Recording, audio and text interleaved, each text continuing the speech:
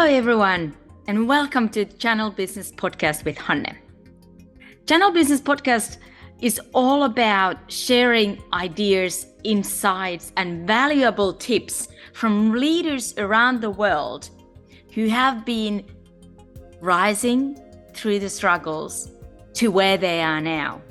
A lot of the data supports that entrepreneurs, lose focus or lack of compassion.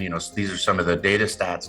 And if you dig into that, you realize that they end up with 5% of their business. And then they're sitting there going, screw this. I don't want to I'm going to go start another business. I don't want to be involved. And then they learn. And then maybe a few times in, they realize that matters. Like starting with the end in mind matters. The end in mind isn't what you're selling the business for. Is why are you doing this in the first place? The podcast episodes will teach you about different things, what you can take in your daily life as a leader to take things forward from one step to another. We will talk about all facets of life. What are the essential steps for you to take the business forward? I'm your Channel Business Podcast host, Hanne Nuutinen, a global business influencer, taking you to this growth ride of Channel Business episodes.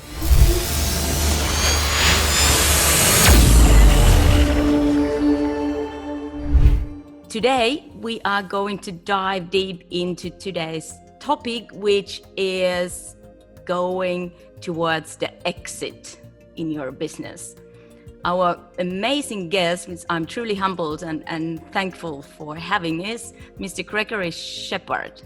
Gregory Shepard is a 20-year startup veteran and serial entrepreneur who's been setting challenges to himself since he was 18. Greg is a determined man who uses Silicon Valley's culture as a vehicle to spread altruistic capitalism, and his work as an investor, philanthropist, co-founder and CEO at the Boss Capital Partners. He says that wealth is successfully supplied to entrepreneurs, equipping them with the tools to create a flourishing startup ecosystem, increase local marketplace activity, and improve the world. Well, that is something that he has certainly done. He's a man who has built and sold 12 businesses with an amazing track record of high-value exits, from transactions between 250 million to 1 billion in biotech, transit tech, ad tech, and marketing automation tech. He's a gentleman who has received 4 private equity awards, swam with the great white sharks. He has built his way through autism, dyslexia, processing disorders, and crisis after crisis since his impoverished childhood. He is a role model for many to really learn what is essential, channel business forward, and to do what it takes. Greg is a man with tattoos that tell stories which he is very grateful for. He's identified 4 key steps to help you to thrive despite seemingly overwhelming challenges. And I hope that we will hear some of those tips and lessons today. Nowadays, Greg Shepard is a Forbes Books author with over 100 published articles in 25 national and international publications like Fortune, Entrepreneur, US News, The New York Observer, Thrive Global, and many more. He also has an upcoming book, which will be released in this year, 2022, so stay tuned for that.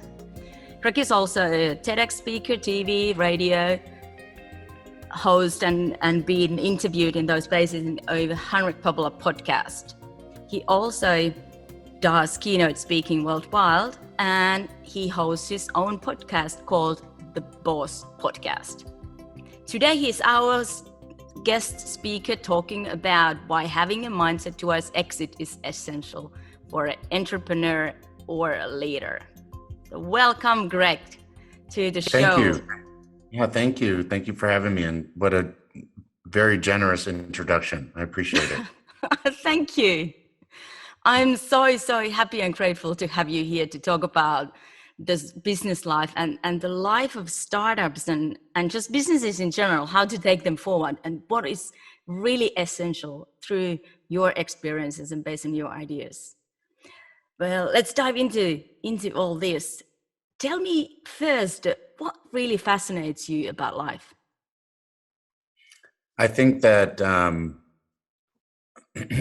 the ability to create, literally manifest and create your own life is what fascinates me the most. I think that, coming from my background of, we had a mixed family of different races, and most were adopted and fostered, and we didn't have any money. We lived in tents for a while we were trying to build our house. And I have autism and dyslexia and a few other things, and I've been able to get past that stuff and get where I am. And so I think that what fascinates me is that the mind has a lot more power than you think it is. Most people don't realize that a thought becomes a word, and a word becomes action, and action becomes outcome. Yeah. So I really believe that is what fascinates me the most in my personal life. I'm always trying to do the impossible, and a lot of times I actually pull it off. Well, I've seen some of the things that you've done in your life, like, cycling hundreds of kilometers and swimming with the sharks, and just really pushed yourself to the limits. And in Mhm. that sense, you've just overcome lots of different things that most people would think them as obstacles that not to get over and just Yeah, stay where they are. I started that when I was 18. I've been doing it every year since I was 18. I'm 53.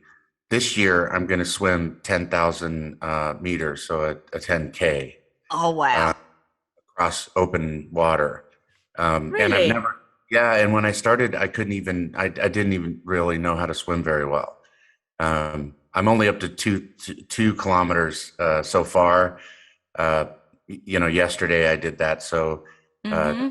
which was, let me see, what is that? 3,250 meters. So I'm getting better, but that's what I do. And I basically choose them because I always want to prove to myself that I can do the impossible.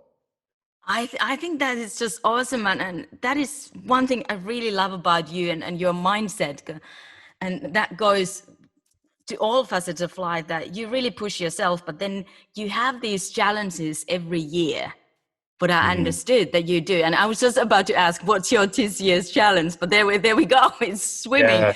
in the open water, which is not very easy to do to anyone.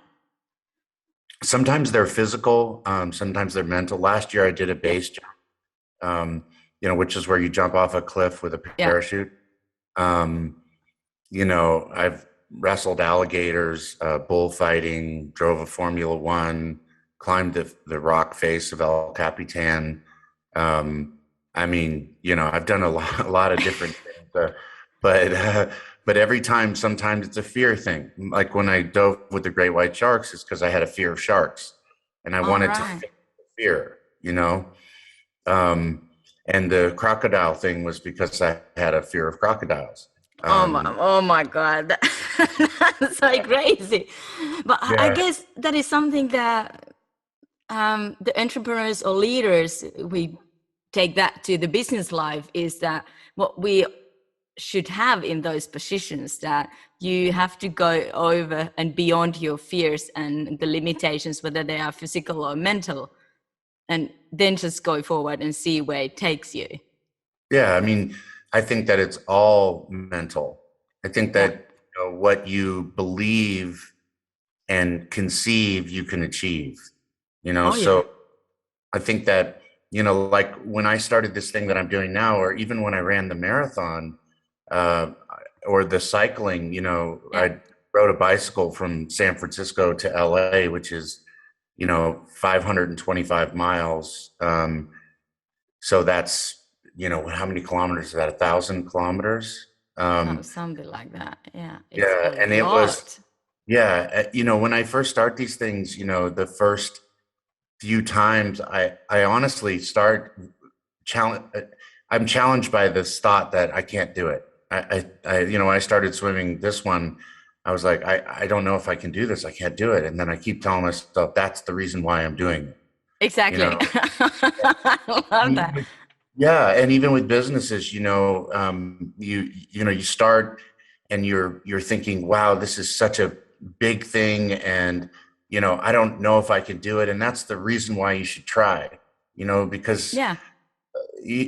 life, the enthusiasm in life is overcoming things, that the feeling that you get when you overcome something, that you're really terrified about is the best feeling ever, you It, know? I totally agree. And someone has said some months ago that whenever you have these craziest and stupid ideas, you really should do them, like you said, and then just go towards them and see what's beyond, because those could be the greatest things in your life. Yeah.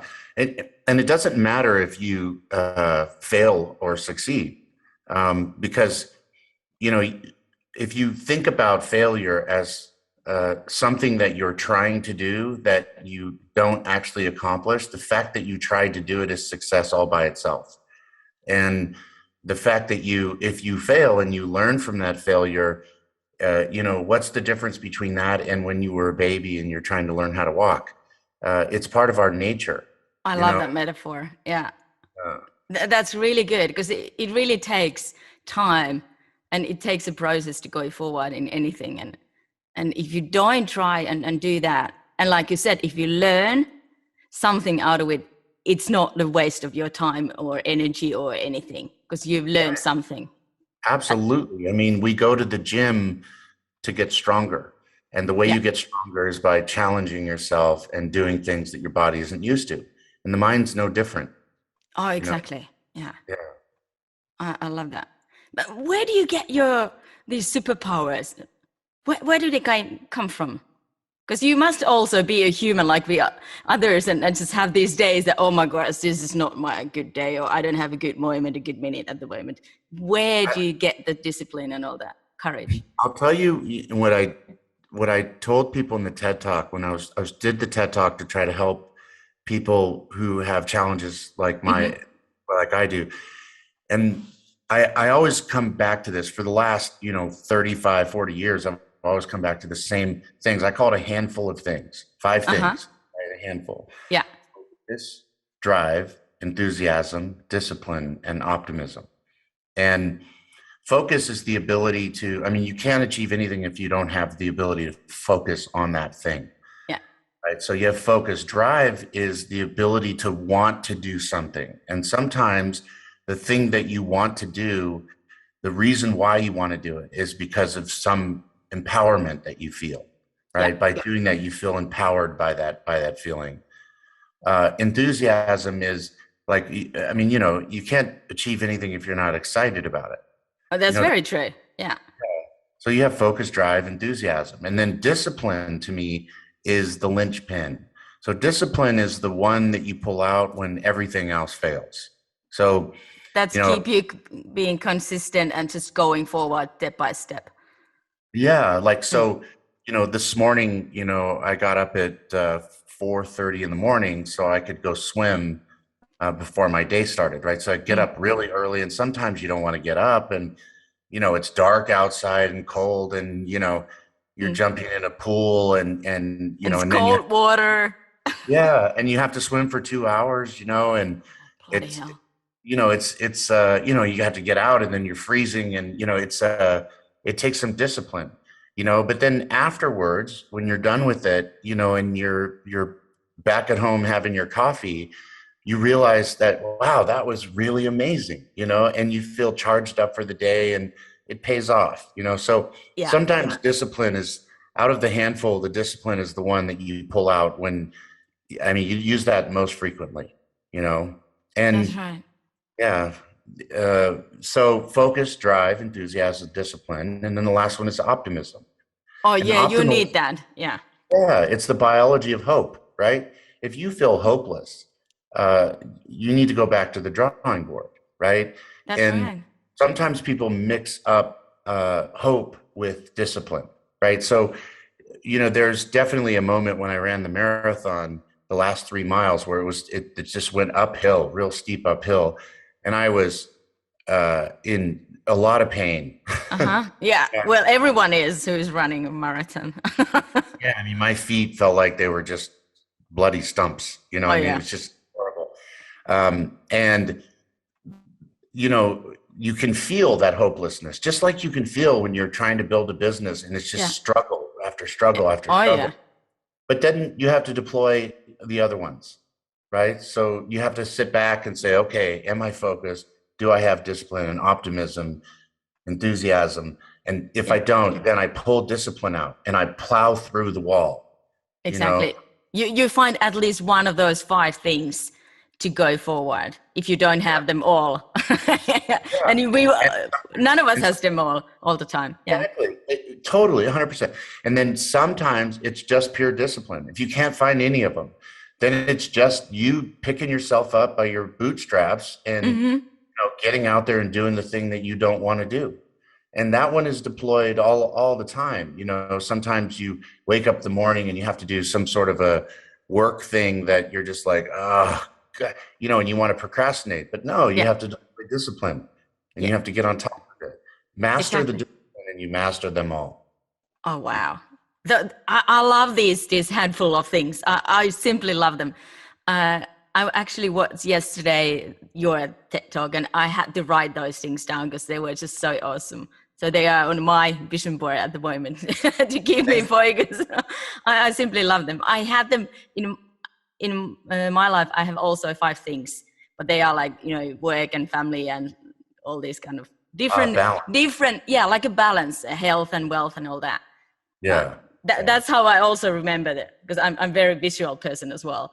But Yeah. those things, what you have, I think help leaders and just any person in any situation and any position to be the best version of him or herself and just to go forward Yeah. because we all have those awful moments that you just don't want to get up the bed, but you're going to have to. And Even in business, sometimes, I've had situations. I sold businesses where the people that helped me get where I went weren't getting enough out of the deal because the stock options were laid out a certain yeah. way, and so I just gave them extra money. I gave away one time 3 million US to a bunch of people that didn't even have any equity, Oh, just because it was the right thing to do, and that's deploying discipline. Right? You say to yourself, this is the right thing to do, and you do the right thing. even though that it's a little bit of less for yourself at the moment, but you just do the right thing. Yeah. And now all those people, they work with me again, and it's been like 20 years, so Wow. they will come back and they trust. There's three things that you need to make things work, like trust and respect. And if Mm-hmm. you those three things, you can build a life full of people that will follow you into battle, into any business you want to do, and they're by you because they know that you're by them, you know. I love that because I speak so much about the network, a meaningful network, that Mhm. you should build these right kind of people, but diversity of people. You should have Yeah. those in your life and Yeah. especially in your business in Yeah. order to go forward and keep you disciplined and just getting the right kind of advices and everything. So I love this network thing, what you said over there. And Yeah. You choose who's around you, yeah, and people around you through osmosis, they help you develop as an individual. So you have to be very selective about who you choose. very. No. And myself, I've learned that through the hard way in my businesses, but that's another story. But I guess we all have done. Yeah. But in the end, like you said, it comes down to being and doing the right thing and being the right kind of person Yeah. and going with your heart. When we dive more deep into today's topic, how do you see the role of startups in today's world? How they can influence and impact the business world? Well, I mean, in the book, I did a study, right? First, Mm-hmm. I was working in politics, and I would, I got my heart broken because we elected a complete disaster, and I Oh, left politics. But during the time frame that I was working trying to get congressional candidates elected and things like that, I learned a lot about specific pieces of data. Some of that is the percentage of businesses that different groups have or are given the chance to, or are, money is distributed to. And then Okay. even going back, there's a massive population. In the United States alone, 67% of people live check to check, meaning that they have to live to their next check, right? They Yeah. don't have anything past that. And 4% of those people have the ability to get out from underneath that. And 98% of them do it by building a business, by a form of a windfall, right? So Yeah. this is, a house, inheritance, something like that, and building a business. Yeah. And 75% of that 98%, they do it by starting a business, but 90% fail trying. So what I decided to do, instead of try to contribute through politics, is to try to contribute to that, reducing that 90%. Which actually may have a bigger impact. Yeah, I do believe that. Yeah. And, because most of the businesses that get founded, they use other businesses. So Yes. they support each other. So it is truly an ecosystem. And, big businesses don't innovate things. They buy things that are already innovated, right? Mm. And if you look at what happens in the world, and all of the changes that happen come from entrepreneurs all over the world. That's true. You just look at the United States. You look at Tesla, Elon Musk, who is also neurodivergent like I am. And, he's the one. You can say that other people came out with electric cars and everything, but nobody really knew. Nothing really changed until Elon Musk started, right? Very true. The Boring Company, where he's building freeways underground, solar, the Tesla power walls and Tesla solar. The guy is changing things, right? And if you go back to Steve Jobs, there were phones out there, but nothing changed until the iPhone happened. Microsoft, Richard Branson, of course, Jeff Bezos, Larry Ellison from Oracle, and Mark Benioff from Salesforce. I mean, all these guys were entrepreneurs, right? So, you can go into social media and you look at Pinterest and you look at Facebook and you look at Twitter, all of them entrepreneurs, right? So, you have to look at the world we're in and realize that the catalyst of all these businesses were entrepreneurs. And then you realize that only 10% of them make it. So how much stuff are we losing out on because these entrepreneurs weren't able to be successful? And what I think they mostly lack of either the knowledge or right kind of support and network. Yeah, I mean, what I did is I went and I hired 5 people, and for 5 years we studied why entrepreneurs were failing, to understand why. 5 years.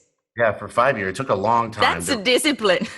It was. I did 1,200 in-person interviews, tens of thousands of articles, academic papers, just tons of stuff. And when we sorted it all out, we realized that, when you get the data at a high level, it'll say something like, 30% of them failed because of cash, but that's not the real reason, right? You have to realize that they didn't get funded because something else happened. And so you have to back. I know. I agree. Yeah. And you realize, in that study, that the reasons why these entrepreneurs are failing, the majority of the percentage of them that are failing are preventable, right? Yes. So I started Boss Startup Science to try to educate entrepreneurs and help them navigate through the minefield. It is a minefield, and it has lots of different kind of pitfalls and everything in it. And from my personal experiences, I couldn't agree more with you on these things. And if you just knew the people and if you just had the tools to go forward, you would maybe do less of those pitfalls and not so massive crash downs. Yeah, like as an example, if you think about, even if you go to anybody and you ask that person, what would you do differently with what you know now in your life. I mean, that's, of course, you wouldn't make the same mistakes, right? Of course not. Yeah. Yeah. So what I'm trying to do is just give that information to the entrepreneurs so they can learn from the mistakes that have already been made. Um, Exactly. I love that. And that's why I think sharing the experiences and knowledge that we each one of have is so important. mhm. Yeah. Yeah, it's huge. You know, in any native indigenous peoples, their greatest value is passing down knowledge. Yeah. And, you know, in entrepreneurship, it feels like everybody is starting from scratch. And even though there are accelerators out there, which are meant to help entrepreneurs through part of the gauntlet, you know, 40% of that 90% fail within, you know, a year of leaving an accelerator. So it occurred to me that there's something missing there, you know. So we started offering the education to accelerators, right, to help, you know, if you're trying to fix a problem and there's no standard process for that in the first place, you can't fix the problem because everybody's doing things differently. So you can't identify and repair the problem. But if you start to create standards and everybody's learning the basics the same way, then you can start to collect data and you can actually identify first and then figure out how to solve the problem from that point forward. So the problem with right now is that, you know, all these entrepreneurs are being taught different things and Oh, yeah. getting advice from different people all over the place. So it's almost impossible to identify and fix a systemic problem. You know, it's like the COVID thing, right? You're chasing your shadow, you know? It is. It is. And there are so many different things that changes all the time. And I agree, but it's a massive field to learn and do things. But the way that I look at it, if there's anyone who can help you to go forward in any way in order to avoid those pitfalls and those downfalls and everything, it's really, really good. And what you do in a boss startup is it's just amazing. I haven't seen anything like that anywhere else so far. There must be something like similar, but I haven't found it yet. Yeah, I mean, there's lots of stuff out there, and we spent a great deal of time looking at those things, you know, and studying other operating, you know, BOSS stands for Business Operating Support System. Yeah. It's supposed to be an operating system like your computer. And we've studied other operating systems like Lean and Six Sigma and OKRs and, you know, all of, you know, Agile and all the different flavors of Agile. I mean, I studied those things for years and tested them in real businesses. And what I found is that there are pieces of all these things that work, but like in general, in every business. Yeah, like there's parts of them, but what's more important than anything is stage appropriate, right? So part of the problem is that entrepreneurs go in and they start deploying all kinds of things. They don't need to, right? You just need to do what you need to do at that point in your journey through the life cycle of a business. But that takes us to the question that do they actually know where they are in that process? They don't. They don't. Yeah. So one of the things I did in the beginning was I realized that the entrepreneurs, you know, building a business is like a GPS, right? Oh, yeah. You put in, you know, where you are and you put in where you're going. And then the GPS shows you the directions. And if there's a detour, you take the detour.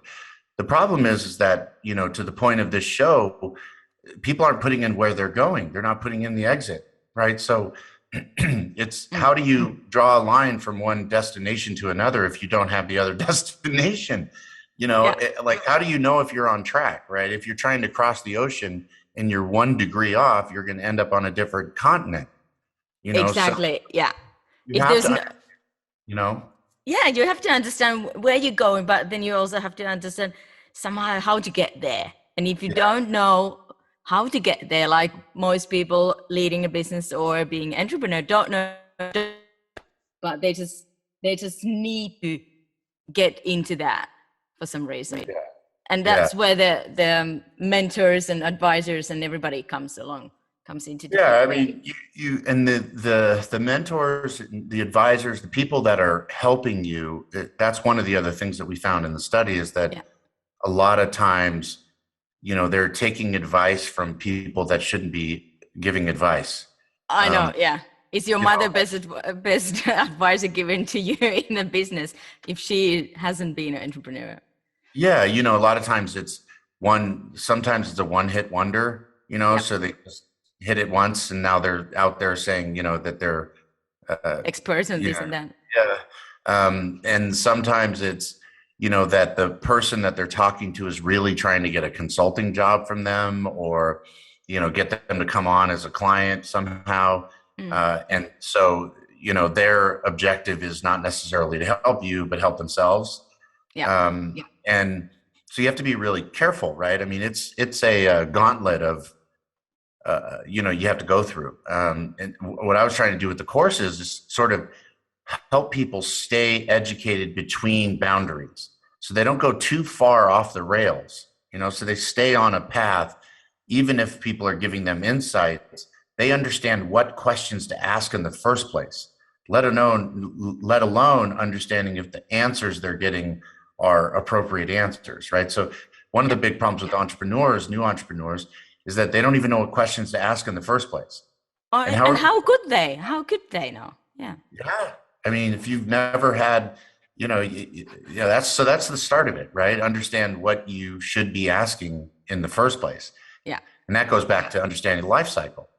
Like what are the different phases of the life cycle? So for those that are listening, I'll sort of explain how this works. This was a big Oh, epiphany. please. Yeah. This is Yeah. So fascinating. Yeah, so basically businesses are like a bell curve, right? So you're going up on the left of the bell curve, you're coming up, and your business is a startup, and then it goes to this and it grows, right? So you can Yeah. see it going up the curve. That is valuation. That curve represents the value of your business. At every juncture, right? Every stage, so you start with vision and then you have a product and then you go to Mm. market. And all of these different stages, you raise capital. But you have to think in terms of your capital strategy about what you're going to do to raise the capital. So that's before the round, Yeah. what you're going to say during the round, and what you have to fulfill after the round in order to get your next round. Exactly. You're going up the circle. When you climb up to the bell curve there, you have to realize that the buyer of your company, whoever is interested in your company, you have to understand their motivations, right? So you start out by saying, okay, most companies buy other companies for one of two reasons: either make or save money, full stop, right? They either want to make more money by selling your product, or they want to save money because your product is going to help them save money. And Yeah. that's really what it comes down to. Okay. So then you have to say, okay, those are different types of synergies. So then you have to say, if they're interested in making money, majority of the time that's the case, Mm-hmm. then how do they make money? Well, the way they make money is that their customer acquisition cost, their CAC, right? Yeah. Their customer acquisition cost up against their lifetime value, the value of the customer and how much money they spend with you over the time frame that they're a customer for that company. It creates a ratio. Okay. So the lifetime value is, and the customer acquisition cost is offset by the lifetime value, right? Your profit is the difference. So when a company buys another company, what they're interested in is they've already absorbed the customer acquisition cost. So the way they make more money off of that previous investment is by growing the lifetime value. Oh, yeah. So now, if you think about that for a second, you go, okay, I need to increase the amount of money that the customer is spending with the customer. That's what my product is supposed to do, is to Yeah. make it so that customer is spending more money with the buyer of my business. Okay. So once you understand that, then you go backwards a little bit and you go, okay, well, then I have to make sure that my customers that I'm selling right now are the same as the customers they have. Otherwise, you're not proving to the buyer that your customer is the same customer that they have. Or Okay. the one that they want to have. Yeah. Why would they want to buy you? Right. Exactly. Yeah. So now what that means is that you have to start thinking about it right now, because you're getting customers right now. Yeah. Meaning, From the day one. right. So you have to understand who your buyer is to understand who their customer is, to make sure you're getting the same customers. And And yeah. Yeah. Please go on. no, go ahead with what you're going to say. Yeah. I was just going to ask that if you could tell the listeners that why, from your point of view, you've said some of the things already, but why, from your point of view, all the entrepreneurs and even leaders who are leading companies, why they should think that way when they are going and growing the business forward. Even though that, there are lots of different exit ways and all that, and many phases in the process, but why they should think all this way that someday this business is going to be so big or so valuable, whether it's a one-woman show or it's, hundreds of thousands of employees. Yeah. I mean, even if you're not going to sell the business, the outcome is still the same, right? I mean, you want to have a successful business. You are the buyer of your own business in that scenario, right? But most businesses are sold to a synergy, and that means they're sold to a company that is trying to add. So let's take an example. Okay. So if a company A is trying to sell to company B, all right, and company B has 25,000 customers, customer A has 100 customers. So company B knows that if they sold this product to their 25,000 customers, that they would make, I don't know, 100 per customer, right? Yeah. And because they've already paid to acquire those 25,000 customers, that's all profit to them.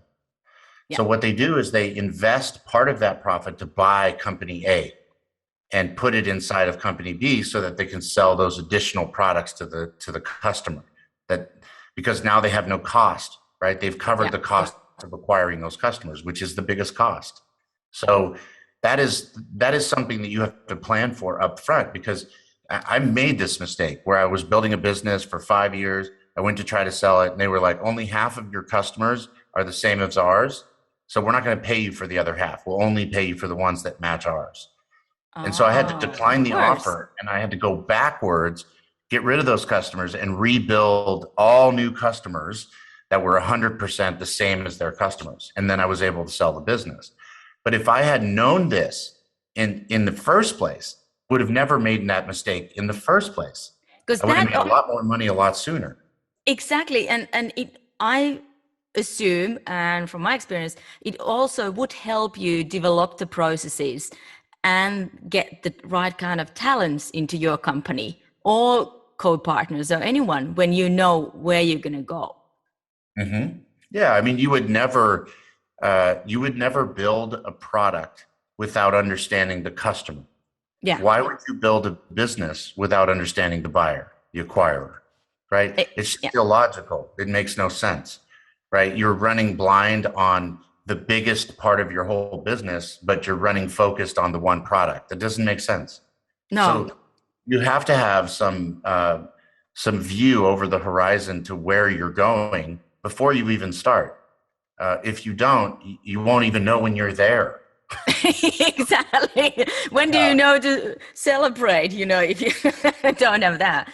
But then, and one of the things that I've learned throughout the entrepreneurship and being a leader is that, of course, you have to try and fail fast. And that requires a lot of different things and different kind of processes. But if you don't do that, you might end up going to the, out of track. But if you know that from the day one, and you still, maybe focus on one or two products or services in order to get the exit one day, even though that you wouldn't do it, but there's a possibility if you want to do that later on. It would help you a lot on the way. Yeah, I mean, if you're raising cash, you're going for an exit, right? Because the investors don't get their money back unless you sell. So if you're raising money, you're going for an exit. And investors like me are always wondering when and how much.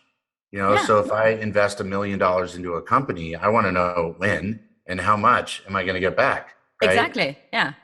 And then I want to know what the risks are along the way.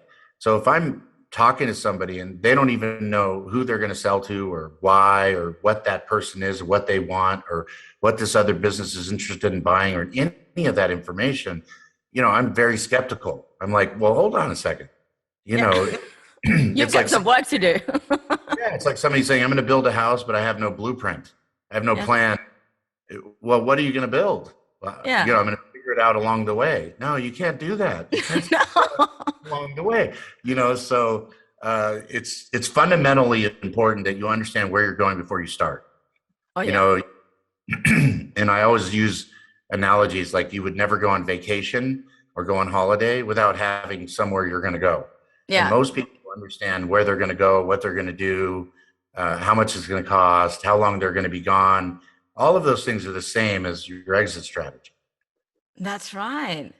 That's right. And that's actually, with all the simpleness that there is, it's very understandable to anyone, whether you Mhm. are running the business or you are just starting it. If you think about the life that way, it's Yeah. it's very easy. So you've covered so many questions here, what I had already, but which is great. I love that. But could you tell, because the exit is so kind of rare thing in entrepreneurship, and when those really big exits are happening, then they are all over the news, and we read about them and we celebrate all that.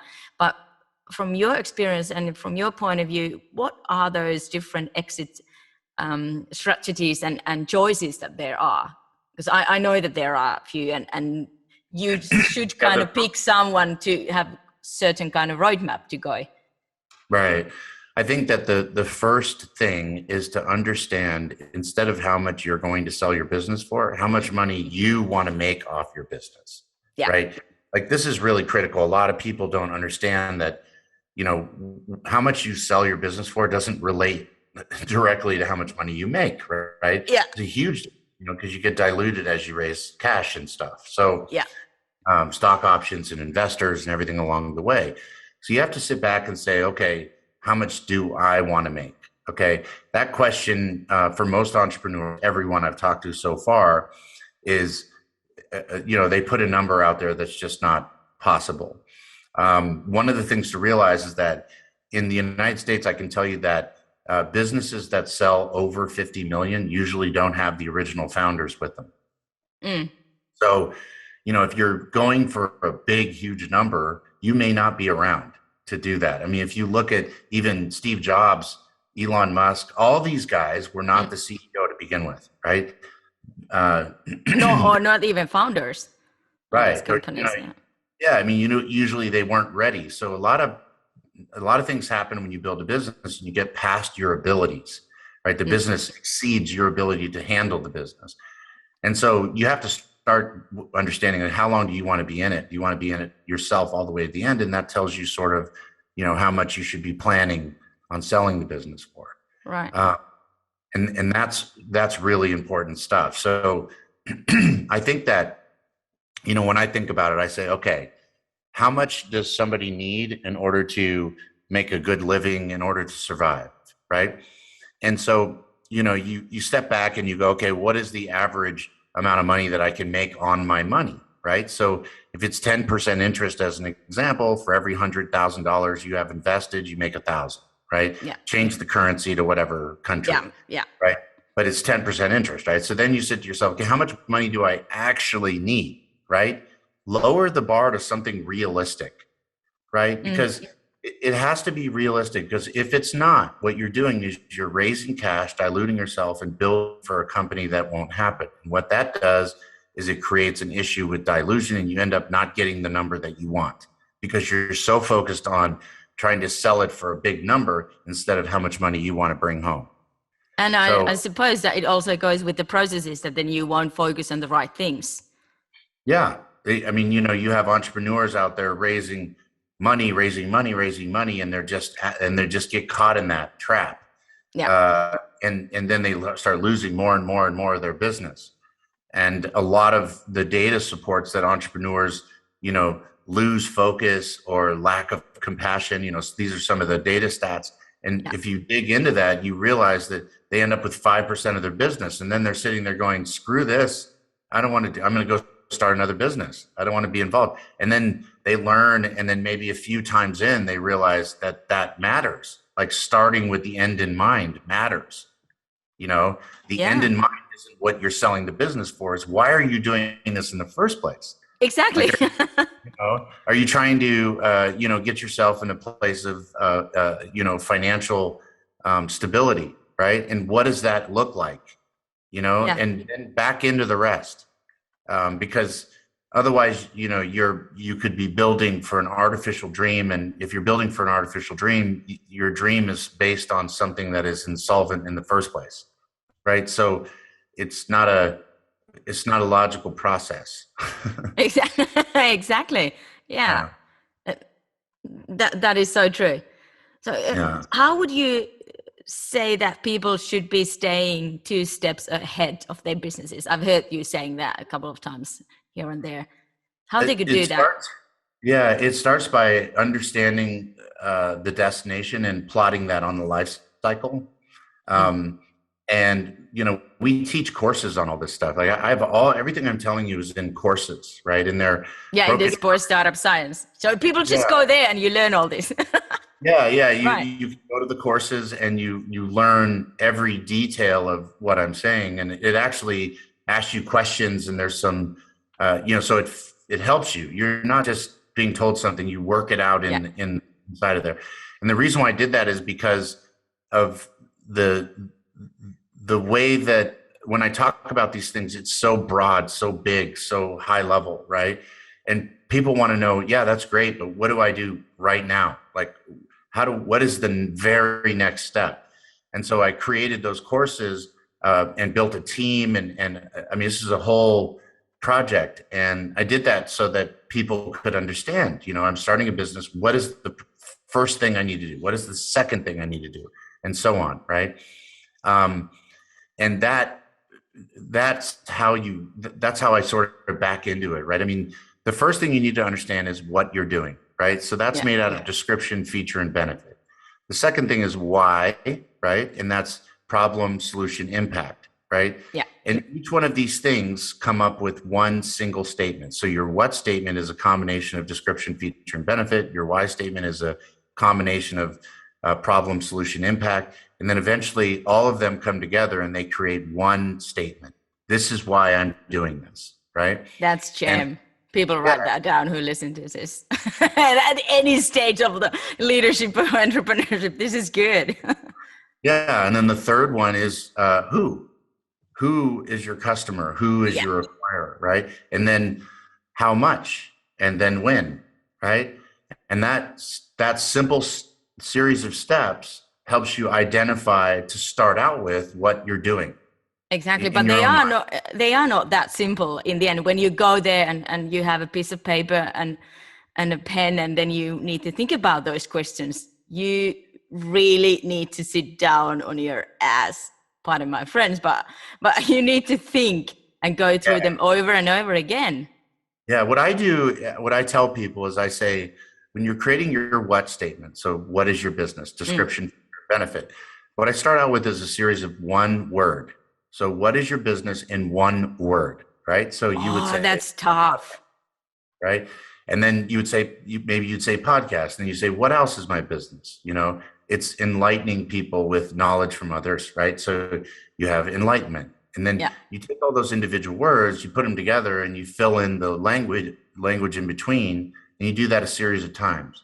And when you do that, you end up with your statements. And those statements carry through in your investment decks. They carry through with alignment when you hire people, when people are working with you. Like, this is what we're doing. This is why. This is who we're talking to.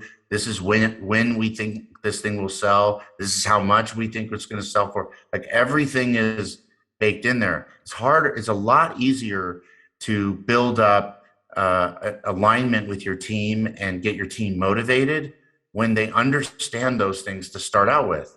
Exactly.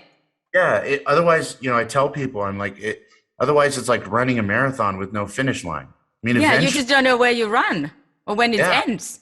Eventually people are just going to give up, right? They're going to say, this is never ending. And tell me, is that one of the reasons that, like you said in the earlier, that if you don't know the end, you don't know the vision, you don't know the destination where you go, is that one of the reasons that the entrepreneurs and the startups are failing, and there are so many bankruptcies and everything, because they don't know the end? They haven't thought of it thoroughly. I believe that is a huge reason why.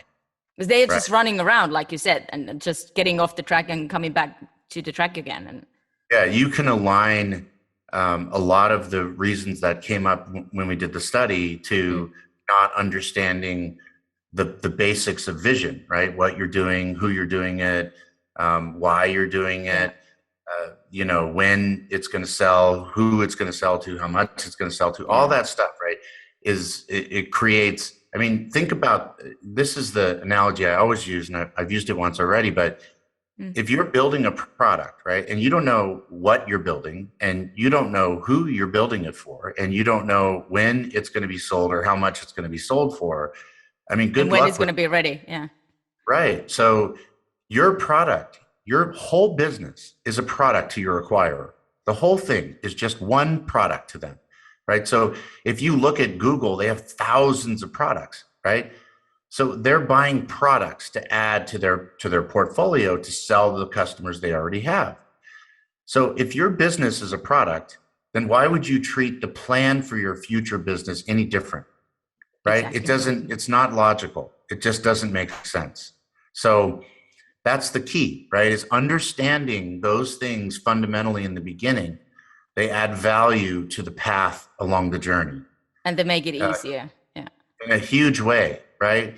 In my example, not understanding who my buyer was meant that I didn't understand their customers. And because I didn't understand their customers, I got the wrong customers. Yeah. Right? Cost me and then millions. you get lots of troubles, and you don't get so much income, and you lose employees and everything, partners, everyone. Yeah, I mean, you're saying to your marketing people, target these customers. Your salespeople are targeting these customers, right? Your business people in the functional area of supporting those customers aren't retaining or are retaining the wrong customers across the board. It's just a huge waste. When you look at businesses, most businesses, you can change the names, but more or less they fall into four functional areas, right? So you have sales and marketing, product and engineering, service and support, and shared services, which is accounting and human resources, et cetera, right? And those things drive to value drivers. The value drivers are valuation drivers. It's how your business is valued. All businesses are valued off of growth, margin, and retention, right? And so if your functional areas align with the value drivers, and the functional area people don't understand what customers they're supposed to be getting and retaining, you have a problem in the very first place. So you've built in a systemic problem by not understanding who's going to buy your business in the first place. It's just, it makes no sense. It's exactly. There would be no machine that has artificial intelligence that would not come to that conclusion, right? It would be an inevitable result from any machine that used the machine learning to come to that conclusion. The damage that you do along the way, if you don't understand where you're supposed to do, is irreversible without damage, without a lot of money. And, a lot of times people will blame the marketing people. They'll blame the sales people, or whoever, following direction.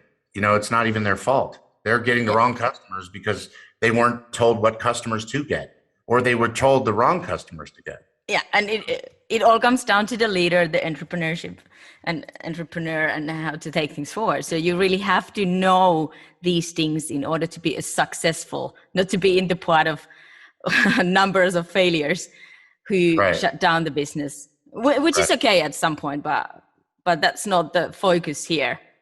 Yeah. We are coming towards end our discussion, which I would love to continue more and more. I think we have so much to talk about, but to close this whole conversation, a couple of questions arises. What have you learned from your exits? The stuff that I talked to you about primarily, and the things that are in the courses, is one of the things that I learned. I mean, fundamentally, those are the big lessons. Yeah. And I also learned that you don't need as much money as you think you need to start with and to go on. You don't need as much money as you think you need. If you're clever with it and you're real smart, you don't need as much. I mean, in investing, we have a term called the fish grows to the size of the bowl, the goldfish, right? Right. So if you give an entrepreneur a big bowl, they'll grow to the size of the bowl, meaning whatever money you give them, they'll spend. Oh, yeah. Give them less, they'll spend less, right? It doesn't necessarily produce a better result. So you don't need as much money as you think you need. You just have to be smart with how you do it. So that's one of the things that I think is really important. And making sure that the people that you're choosing are people not only that have the subject matter expertise that you're looking for, but people that you, as an individual, align with.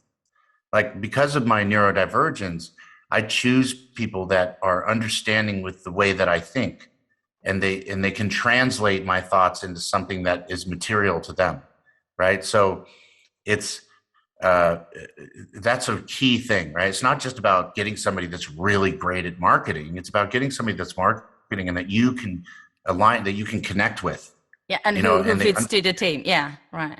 Yeah, because your connections with the people that work with you create the culture in the business, and the culture in the business is a fundamental driver to your success. Oh, it is. It has such a big impact.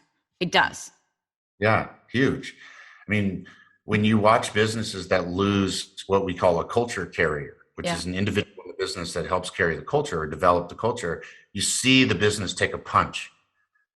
So it means a lot. You hire the right people and your culture carriers won't leave, right? And then your business will keep moving forward. It won't step back.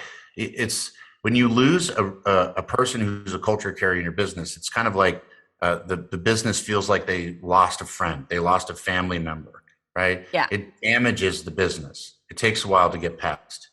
It does. And it impacts in so many sides of the business. So it's really valuable to have the right kind of people around that support you and complete you in your faults and good sides. Yeah. Okay. I'm happy to do another one of these. If you want to do another one, we can choose any subject and I'll be happy. I think we should, because there's so much to talk about. Okay. One for this show, and then we'll finish. What would you say to an entrepreneur today? What he or she should remember from this conversation that we had today? I mean, outside of taking the courses, I would say taking the whole thing, what we talk about. There's so many gems around that you should have a pen and paper and write all this down and listen to it very, very many times. But if we just point one thing. Yeah, I would say that start with the end in mind. And then the other thing I would say personally is meditation. Ooh. I meditate 3 times a day, and it helps take the cluster of fragmented thoughts into something where you can sort out what you should be thinking about and what you shouldn't be thinking about. That's right. I think meditation is key to success. I really do, because before you meditate, you're like looking at a dirty pond of water and you can't see to the bottom. It's just mud and dirt and everything. After you meditate, it's like looking through clear water and you can see the stones at the bottom. You can see the fish and the life. And it's hard to build a business when you're looking through dirty water. Oh, so, it is. Yeah. Even the light that you torture won't help you. It makes it worse. Reflects more so what you're seeing, Yeah, you see more shit, so to say. Yeah. And then you get more frustrated. So, yeah. Yeah, I think meditation is really important. Really important. One way or another. Yeah. For business, for everything, Take it seriously. Don't just do a half-assed approach. Don't be an amateur to build your business. Be a professional and act like it. Yeah, yeah. Well, that's an amazing way to end this discussion today. Thank you, Greg, so much for these gems and ideas. And there's a tons of value in this conversation for anyone, I think. So I really do hope that the listeners will find it the same way as I did. So I truly want to thank you for your time and all this wisdom that you shared with me and with the listeners today. So coming to an end, maybe we have another discussion with Greg and share his wisdom later on. But now I want to thank you for listening and being around Channel Business Podcast. Till the next time.